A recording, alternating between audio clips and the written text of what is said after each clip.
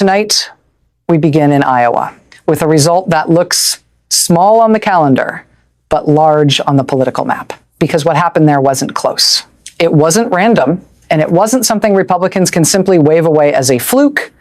Earlier today, voters in Iowa delivered a result that cuts straight through the noise of national politics and lands squarely in the reality of everyday life.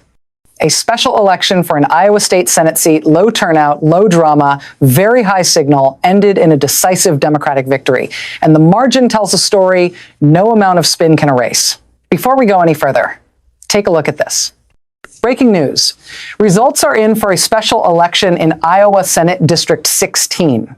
The Associated Press has declared Democrat Renee Hardman the winner, leading Republican Lucas Lofton by more than 4,400 votes. The district includes West Des Moines, Clive, and Windsor Heights. Hardman is now the first Black woman ever elected to the Iowa State Senate. That's not a narrow win. That's not an accident. That is a political statement. Let's talk plainly about what just happened. Iowa Senate District 16 opened after the death of Senator Claire Celsey in October. Republicans saw an opportunity here not just to flip a seat, but to move closer to a Senate supermajority. On paper, they believed this race was competitive. Voters disagreed decisively. Democrat Renee Hardman didn't just win. She won by more than 4,400 votes, taking roughly 72% of the total, an even stronger performance than the Democrat who previously held the seat. More than 10,000 people turned out for a special election. That is not voter apathy. That is engagement. And it matters, because with this result, Republicans remain short of a supermajority in the Iowa Senate. Committee control stays in place. Extreme legislation faces continued resistance, and the political math Republicans were counting on simply doesn't add up anymore. There's also a historic dimension here that cannot be ignored. Renee Hardman is now the first Black woman ever elected to the Iowa State Senate, an outcome that happened in a state Republicans routinely describe as solid red. That alone should give pause to anyone still relying on outdated assumptions about the electorate. Now look at the messaging. Republicans ran a campaign heavy on familiar themes: ground game, party loyalty, national talking points.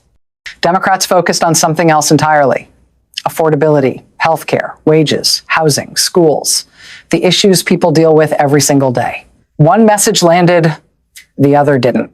And that's not speculation. That's math. Across Iowa and increasingly across the country, special elections are functioning like political stress tests. There's no presidential spectacle, no nonstop cable news frenzy.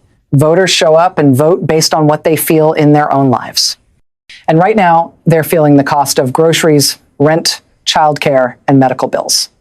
They're watching lawmakers argue about distractions while household budgets are stretched to the limit. And when given the chance, they're rewarding candidates who speak directly to those pressures. Renee Hardman ran as a community-rooted leader with experience on the West Des Moines City Council. Voters already knew her. They trusted her. And that trust carried over. Her campaign focused on inclusion, economic stability, and showing up for people where they are. That approach keeps winning, especially in lower-profile elections where authenticity matters most. Republicans often dismiss results like this by saying, special elections don't mean anything. But if they don't matter, it's worth asking why the GOP keeps losing them. Zoom out, and the pattern becomes clear. Democrats have repeatedly overperformed in special elections, even in places Republicans once considered safe.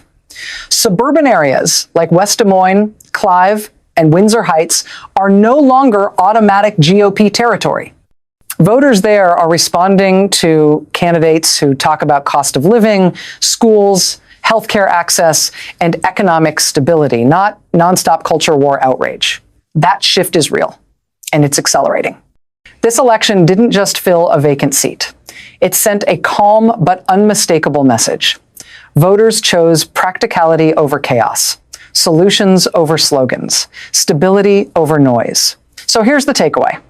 When leaders talk honestly about wages, healthcare, housing, and affordability, people show up.